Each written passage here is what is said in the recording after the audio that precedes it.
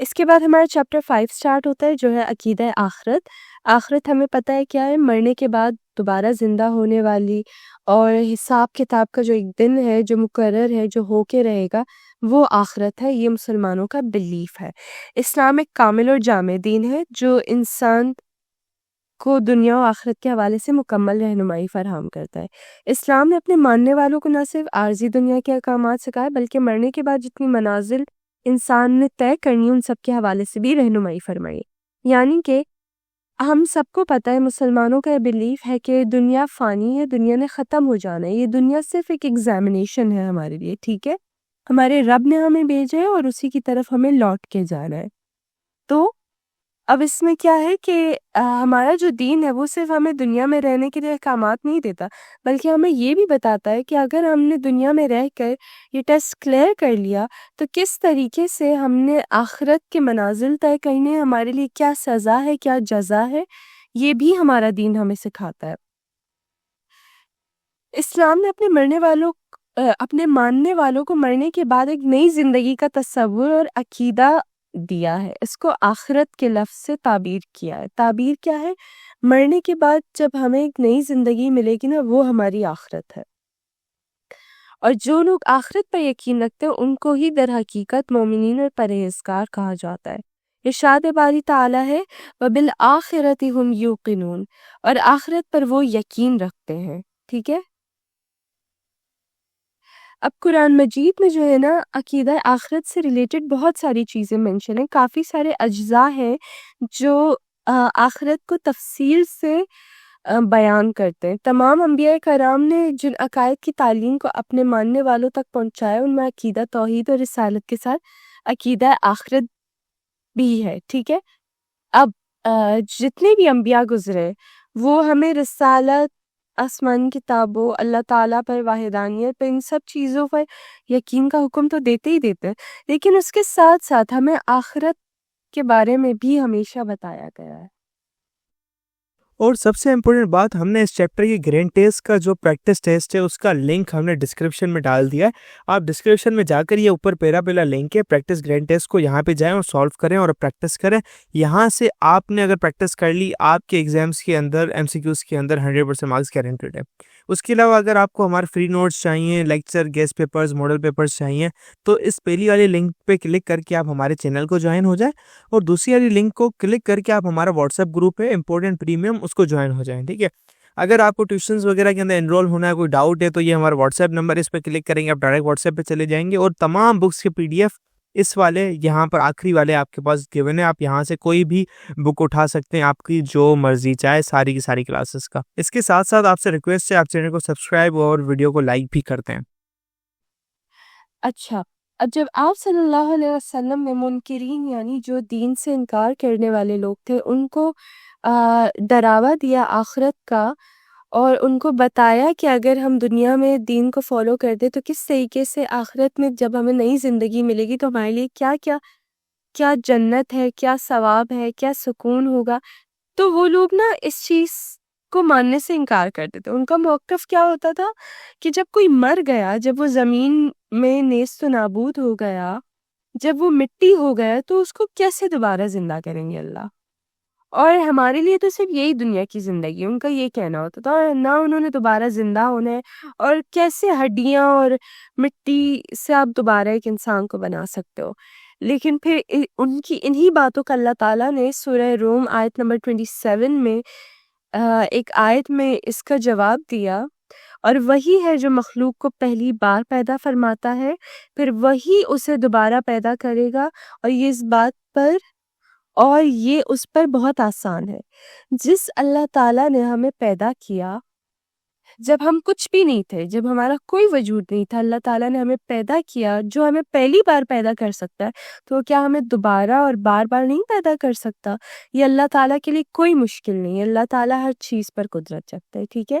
انسانیت اگر اس بات کو تسلیم نہیں کرتی، اور یہی ہمارا ٹیسٹ ہے، یہی مسلمانوں کا ٹیسٹ ہے کہ ایک چیز جس کو نارملی لاجیکلی کوئی انسان ایکسیپٹ نہیں کر سکتا، ہم مسلمان اللہ تعالیٰ کی اطاعت کرتے ہوئے اس پر آنکھ بند کر کے یقین کرتے ہیں، اور یہی ہمارے ایمان کا تقاضا ہے، ٹھیک ہے؟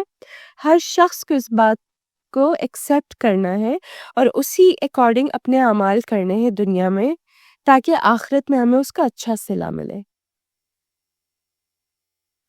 اب غور و فکر کرنے کی بات یہ ہے کہ جو لوگ دنیا میں اچھا کر رہے ہیں ان کو تو ان کے ساتھ دنیا میں اچھا بھی ہوتا ہے، اور اللہ تعالیٰ یقیناً ان کو آخرت میں بھی اس کا اجر دیں گے۔ لیکن ہم نے دیکھا ہے کہ اکثر بہت برے لوگ ہوتے ہیں جو بہت سکون سے اپنی زندگیاں گزارے، حرام کماتے ہیں، عیش و عشرت کے ساتھ رہتے ہیں، سب کرتے ہیں، دنیا میں ان کو سزا نہیں ملی۔ تو اب آپ یہ بات سوچیں، کیا اللہ تعالیٰ ان کو ایسے ہی جانے دیں گے؟ کیا ایک نیک اور ایک برے کام کرنے والا انسان برابر ہو سکتا ہے؟ نہیں، بالکل بھی نہیں۔ اللہ تعالیٰ حساب لیں گے، سزا اور جزا کا فیصلہ ہوگا، اور وہ آخرت میں ہوگا، ٹھیک ہے؟ فیڈرل بورڈ کے اینیل ایگزامز کا ڈر ہے، لیکن یہ نہیں پتا کہ تیاری کہاں سے کرنی ہے۔ دوسری بات یہ نہیں پتا کہ ایگزام کے اندر سوال کا جواب لکھنا کیسے ہے، کیسے سینٹینسز کو فارم کرنا ہے، کیسے ہمیں فل کے فل مارکس ملے۔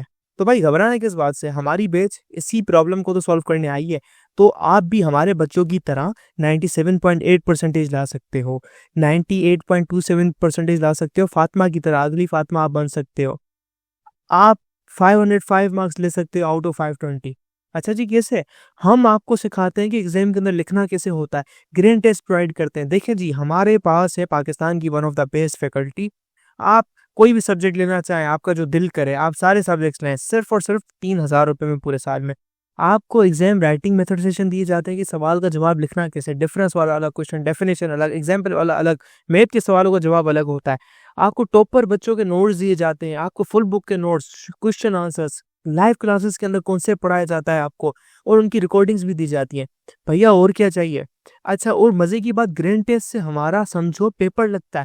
یہ ہمارا کیمسٹری کا گرینڈ ٹیسٹ، اس کا سوال نمبر تم نوٹ کرو یہ۔ تو بھیا اس گرینڈ ٹیسٹ میں سے آپ کے 3 سوال لگے ہیں کلاس 9 کے کیمسٹری کے پیپر میں، اس سال جو نئے سلیبس سے ہوا تھا 2025 کے اندر گریڈ 9 کا۔ تو اتنے امپورٹنٹ ہمارے گرینڈ ٹیسٹ ہوتے ہیں، سارے آپ کو دیے جاتے ہیں۔ تو بھیا دیر کس بات کی، اس نمبر پہ کانٹیکٹ کریں اور ابھی رجسٹر کروائیں۔ جب انسان غور کرتا ہے نا ان چیزوں پر، تو وہ مجبور ہو جاتا ہے اس چیز کو ایکسیپٹ کرنے میں کہ آخرت کی زندگی برحق ہے، اور وہ زندگی نہ ختم ہونے والی زندگی ہے۔ اب موت کے بعد زندگی میں انسان جن مراحل سے گزرتا ہے ان میں سے چند ایک درج ذیل ہے۔ مرنے کے بعد انسان کن کن فیزز سے گزرتا ہے، وہ کچھ مراحل یہ ہیں، ان کو ابھی ہم پڑھتے ہیں۔ سب سے پہلی چیز ہے عالم برزخ۔ عالم برزخ کیا ہے؟ موت کے بعد اور دوبارہ اٹھائے جانے سے پہلے، یعنی کہ ڈیتھ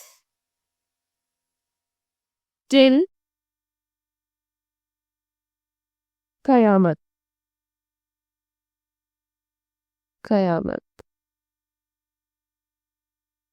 مرنا اور قیامت، آخرت،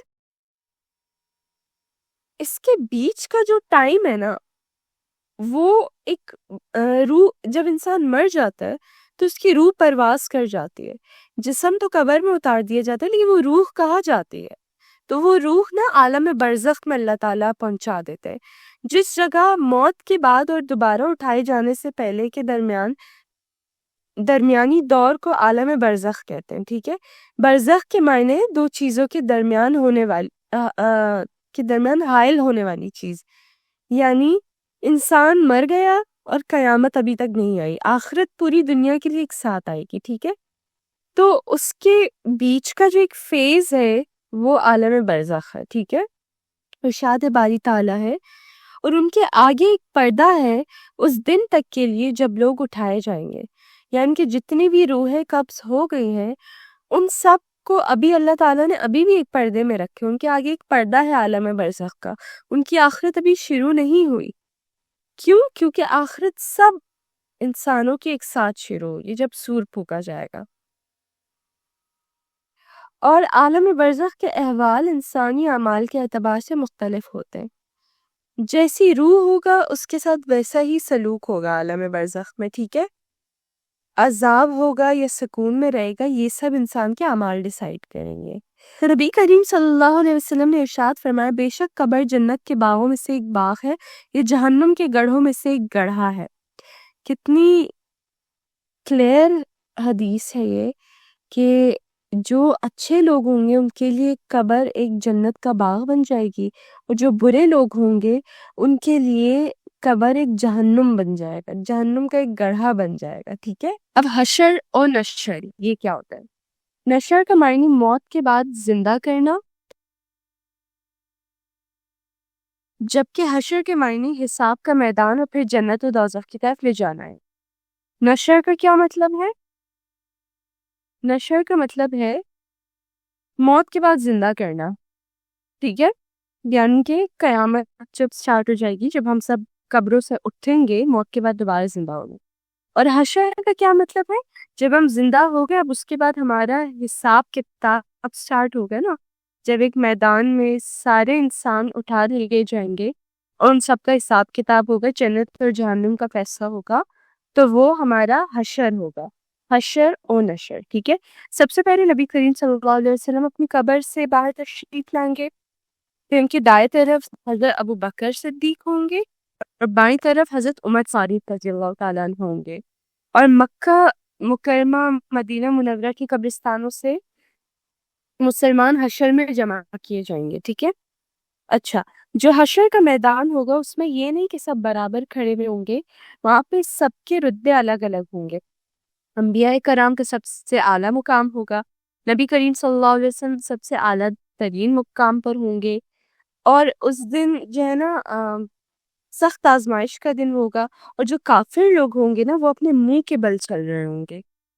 یعنی کہ مطلب کتنی عجیب سی بات ہے کہ جو کافر ہوں گے وہ دور سے پہچانے جائیں گے کیونکہ وہ اپنے منہ کے بل پر چل رہے ہوں گے. مقام محمود اور شفاعت یہ کیا چیز ہے؟ شفاعت کے معنی ہے سفارش کے.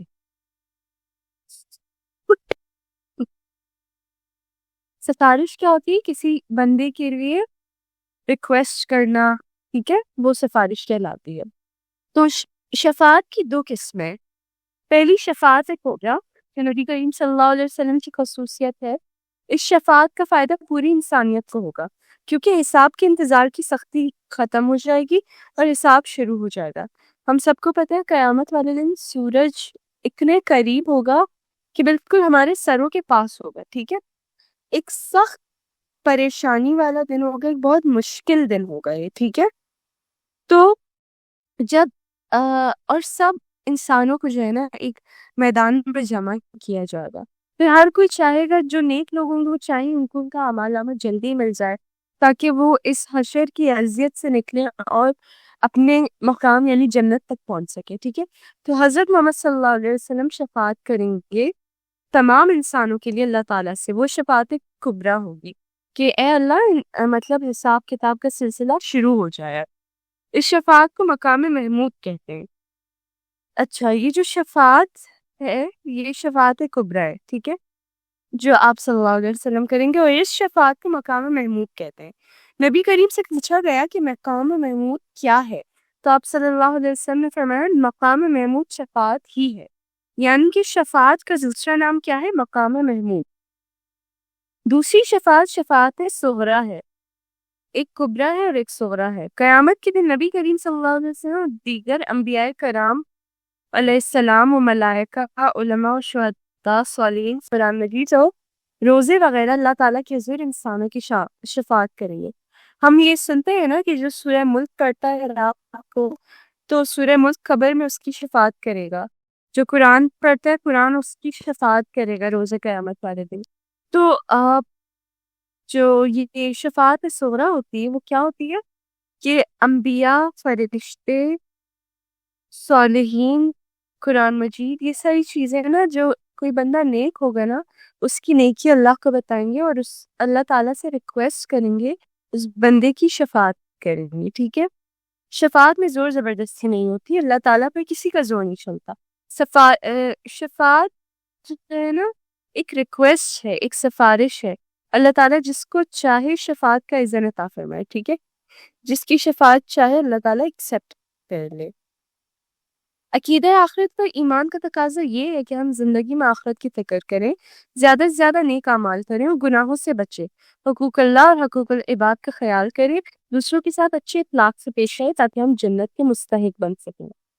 ہمارا یہ بلیف ہے کہ آخرت آنی ہے، آخرت پر ایمان ہے ہمارا، اور آخرت پر اگر ایمان ہے تو ہمیں یہ بھی یاد رکھنا چاہیے کہ آخرت میں یا جنت ہے یا جہنم ہے، اور جہنم ایک بہت بری جگہ ہے، بہت سخت عذاب والی جگہ ہے۔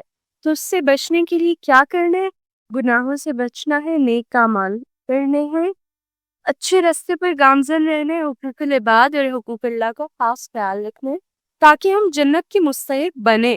جنت ایسے ہی نہیں مل جاتی ہے۔ پھر کیا ہے؟ حوض کوثر۔ حوض کوثر کیا چیز ہے؟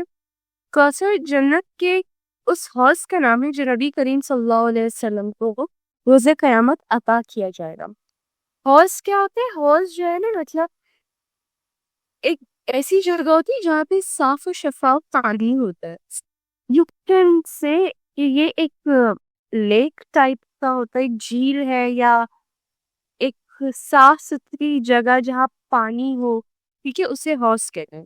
تو حوض کوثر وہ حوض ہے جو نبی کریم صلی اللہ علیہ وسلم کو اللہ تعالیٰ قیامت کے روز عطا فرمائیں گے، کیونکہ وہ ایک بہت مشکل دن ہے، بہت گرمی، بہت پیاس، بہت پسینہ ہوگا۔ تو جو نیک لوگ ہوں گے نا، وہ آپ صلی اللہ علیہ وسلم کی شفاعت میں ہوں گے، اور ان لوگوں کو حوض کوثر سے پانی پینا نصیب ہوگا۔ نبی کریم صلی اللہ علیہ وسلم کی امت اس سے سیراب ہو۔ قیامت کے دن جو اس حوض سے پانی پی لیں گے وہ خوش بخت ہوں گے۔ نبی کریم صلی اللہ علیہ وسلم اپنے صحابہ کرام ان مومنین کو حوض کوثر سے سیراب ہونے کی نوید سنایا کرتے تھے، یعنی کہ آپ صلی اللہ علیہ وسلم اپنے صحابیوں کو جو ہے نا یہ خوشخبری نوید سنایا کرتے تھے کہ اس روز قیامت والے دن حوض کوثر ہوگا اور تم سب اس سے پانی پی سکو گے۔ حوض کوثر کی کچھ صفات آپ صلی اللہ علیہ وسلم نے ارشاد فرمائی، جن میں کیا ہے؟ کوثر جنت میں ایک نہر ہے، اس کے کنارے سونے کے ہوں، یہ موتیوں اور یاقوت کی نالیوں میں بہتے ہیں، اس کا پانی شہد سے زیادہ میٹھا، دودھ سے زیادہ سفید، برف سے زیادہ ٹھنڈا اور کستوری کی خوشبو سے زیادہ مہک والا ہوگا۔ یعنی سبحان اللہ، کتنی کوالٹیز ہوں گی اس پانی کی۔ یہ جو نہر پانی کا، یہ جو حوض اللہ تعالیٰ نے عطا کیا ہوگا آپ صلی اللہ علیہ وسلم کو تاکہ نیک لوگ اس سے سیراب ہو سکے، اس کی کیا کیا کوالٹیز ہے کہ ایک نہر ہے، ہم دنیا میں دیکھتے ہیں اس کے کنارے جو ہے نا، مطلب مٹی سیمنٹ وغیرہ کی بنے، اس نہر کے کنارے سونے سے بنے ہوں گے، ان کناروں پر موتی اور یاقوت جڑے ہوں گے، ان کے اوپر سے پانی بہتا ہوا جا رہا ہوگا، پانی شہد سے زیادہ میٹھا ہوگا، دودھ سے زیادہ سفید ہوگا، برف سے زیادہ ٹھنڈا ہوگا، خوشبو ایسی کہ کستوری سے زیادہ مہکدار ہوگا۔ میزان کیا ہے؟ میزان ترازو کو کہتے ہیں، اور اعمال کے وزن کے لیے قیامت کے دن جو میزان نصب کیا جائے گا اس کا ہر پلڑا اتنی وسعت رکھے گا جیسے مشرق و مغرب کے درمیان ہے، یعنی اتنا بڑا ترازو ہوگا کہ اس کی ایک سائڈ، ہم نے دیکھا ہے نا ترازو کیسا ہوتا ہے، یعنی اس کی ایک سائڈ اتنی بڑی ہوگی جیسے مشرق و مغرب کا ڈسٹینس، ایسٹ اور ویسٹ کا، اتنا بڑا ایک میزان اللہ تعالیٰ رکھیں گے اور اس میں سب کے اعمال کو تولا جائے گا۔ یہ میزان حق ہے، قیامت کے دن سب لوگوں کے اعمال کا وزن کیا جائے گا، جن کے نیک اعمال وزنی ہوں گے وہ کامیاب ہوں گے، اور جن کے اعمال کا وزن ہلکا ہوگا وہ خسارے میں رہیں گے۔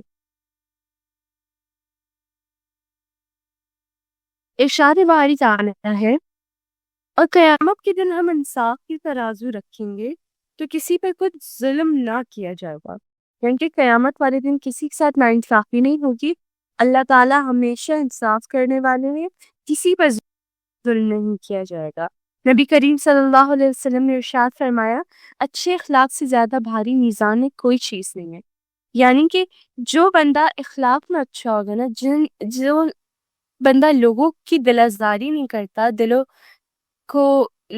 دلوں کو تکلیف نہیں پہنچاتا، حقوق العباد کا خیال رکھتا ہے، اس کا اچھا اخلاق ہوگا، تو یہی نیکی کافی ہے اس کے میزان میں سب سے زیادہ بھاری ہو جانے کے لیے، ٹھیک ہے، اور جس کا پلڑا بھاری ہوگا وہ ڈیفینیٹلی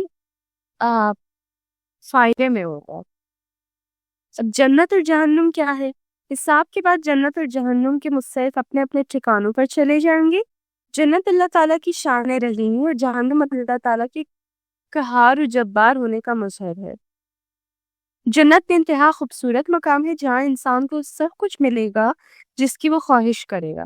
ارشاد باری تعالیٰ ہے، اور اس میں تمہارے لیے ہر وہ چیز ہے جو تم مانگو. یعنی اب دیکھیں جنت کیا ہے؟ جہاں نیک لوگ جائیں گے، بہت خوبصورت مقام، جہاں انسان کی ہر خواہش پوری ہوگی، جہاں کوئی پابندی نہیں ہوگی، اور ہر چیز جو ہم مانگیں گے وہ وہاں موجود ہوگی. اور جہنم کون سی جگہ ہے؟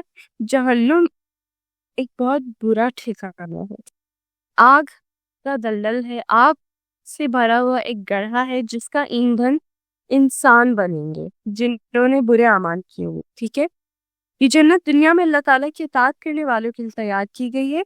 جنت کی خوبصورتی کے بارے میں حدیث قدسی ہے. آپ صلی اللہ علیہ وسلم نے فرمایا کہ اللہ تعالیٰ کا فرمان ہے، میں نے اپنے نیک بندوں کے لیے وہ کچھ تیار کر رکھا ہے جسے نہ کسی آنکھ نے دیکھا ہے اور نہ کسی کان نے سنا ہے اور نہ کسی انسان کے دل میں ان کا خیال تک گزرا ہے.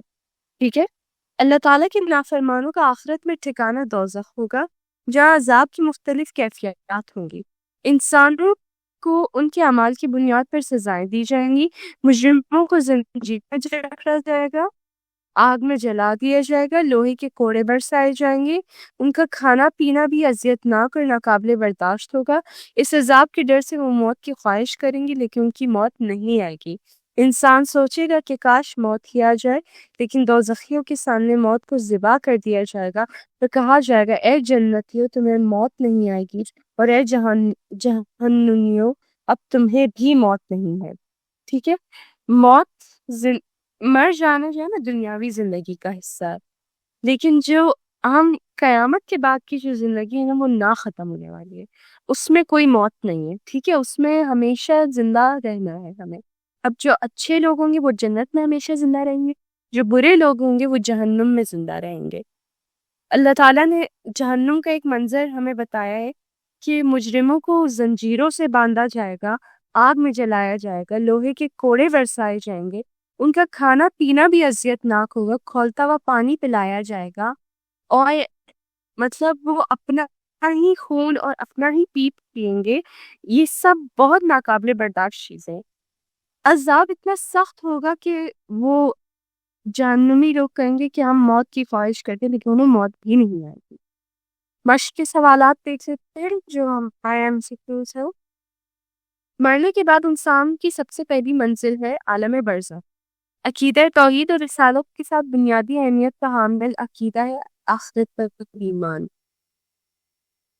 عقیدہ توحید ان کی واحدانیت اور رسولوں پر ایمان ساتھ ساتھ ایک اور بنیادی عقیدہ ہے جو بہت اہمیت کا حامل ہے اور وہ ہے آخرت پر ایمان. ٹھیک ہے، نشر کا معنی کیا ہے؟ موت کے بعد زندہ کرنا. حشر کے دن کافر چل کر آئیں گے منہ کے بل. جب نبی کریم صلی اللہ علیہ وسلم قبر انور سے بعد تشریف لائیں گے تو آپ کی دائیں طرف ہوں گے حضرت ابوبکر صدیق. مختصر جواب، مقام محمود سے کیا مراد ہے؟ مقام محمود آپ صلی اللہ علیہ وسلم کی سفارش ہوگی، سفارش کبریٰ. ٹھیک ہے، حوض کوثر کے بارے میں مختصر بیان کریں. حوض کوثر کی کہ یہ اللہ تعالیٰ جو ہے نا آپ صلی اللہ علیہ وسلم کو عطا کریں گے قیامت والے دن تاکہ ان کی امتی اس حوض سے سیراب ہو سکے.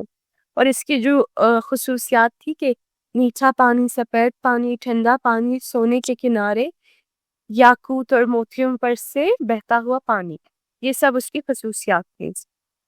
ٹھیک ہے، آخرت میں اللہ تعالیٰ کی فرمانبرداروں اور نافرمانوں کے ساتھ کیا سلوک کیا جائے گا یہ بھی ہم نے پڑھا تھا. جو فرمانبردار ہوں گے وہ جنت کے مستحق ہوں گے، وہاں ان کو جو چاہیے ہوگا ان کو ملے گا، ان کی نہ ختم ہونے والی زندگی ہوگی. جبکہ جو نافرمان لوگ ہوں گے وہ جہنم میں ہوں گے، زنجیروں میں جکڑے جائیں گے، عذاب کے مستحق ہوں گے، آگ میں جلائے جائیں گے، ان کو موت نہیں آئے گی، وہ موت کے طلبگار ہوں گے. ٹھیک ہے.